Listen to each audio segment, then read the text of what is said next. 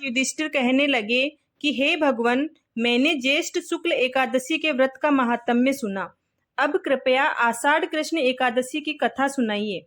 इसका नाम क्या है, महात्म्य क्या है, यह भी बताइए। श्री कृष्ण कहने लगे कि हे राजन, आषाढ़ कृष्ण एकादशी का नाम योगिनी है। इसके व्रत से समस्त पाप नष्ट हो जाते हैं। यह इस लोक में भोग और परलोक से मुक्ति देने वाली है। यह तीनों लोकों में प्रसिद्ध है। मैं तुम्हें पुराणों में वर्णित इसकी कथा सुनाता हूँ, ध्यान पूर्वक सुनो। स्वर्ग धाम की अलकापुरी नामक नगरी में कुबेर नाम का एक राजा रहता था। वह शिव भक्त था और प्रतिदिन शिव की पूजा किया करता था। हेम नाम का एक माली पूजन के लिए उसके यहाँ फूल लाया करता था। हेम की विशालाक्षी नाम की सुंदर स्त्री थी। वह बेहद सुंदर थी। एक दिन वह मानसरोवर से पुष्प तो ले आया, लेकिन काम वासना होने के कारण वह अपनी स्त्री से हास्य विनोद और रमण करने लगा। इधर राजा उसकी दोपहर तक राह देखता रहा। अंत में राजा कुबेर ने सेवकों को आज्ञा दी कि तुम लोग जाकर माली के न आने का कारण पता करो, क्योंकि वह अभी तक पुष्प लेकर नहीं आया। सेवकों ने कहा कि महाराज, वह पापी अतिकामी है, अपनी स्त्री के साथ हास्य विनोद और रमण कर रहा होगा। यह सुनकर कुबेर ने क्रोधित होकर उसे बुलाया। हेम माली राजा के भय से कांपता हुआ उपस्थित हुआ।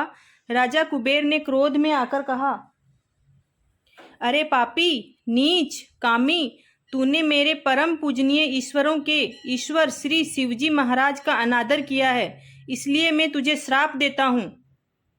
जा, तू स्त्री का वियोग सहेगा और मृत्यु लोक में जाकर कोढ़ी होगा, तुझे कुष्ठ रोग हो जाएगा। कुबेर के श्राप से हेम माली का स्वर्ग से पतन हो गया और उसी क्षण पृथ्वी पर जा गिरा।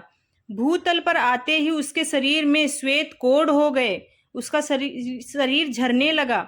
उसकी स्त्री भी उसे समय अंतर ध्यान हो गई। मृत्यु लोक में आकर माली के महान दुख भोगे।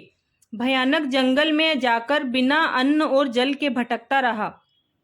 रात्रि को नींद भी नहीं आती थी, परंतु शिवजी की पूजा के प्रभाव से उसको पिछले जन्म की स्मृति का ज्ञान अवश्य रहा।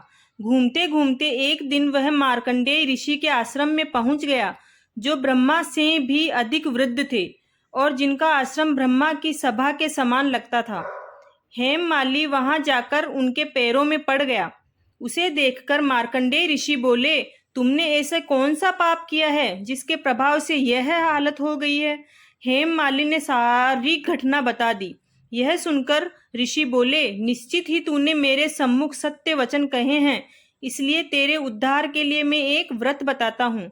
यदि तू आषाढ़ मास के कृष्ण पक्ष की योगिनी नामक एकादशी का विधि पूर्वक व्रत करेगा तो तुम्हारे सारे पाप नष्ट हो जाएंगे। यह सुनकर हेम मालिनी ने अत्यंत प्रसन्न होकर मुनि को साष्टांग प्रणाम किया। मुनि ने उसे स्नेह के साथ उठाया। हेम मालिनी ने मुनि के कथनानुसार विधि पूर्वक योगिनी एकादशी का व्रत किया। इस व्रत के प्रभाव से अपने पुराने स्वरूप में आकर वह अपनी स्त्री के साथ सुखपूर्वक रहने लगा। हे भगवान, हे नारायण, जैसे आपने उस माली के कष्टों को हरा, उसके पापों से उसको मुक्ति दी, वैसे हम सब के पापों से हमें मुक्ति देना। जय श्री नारायण।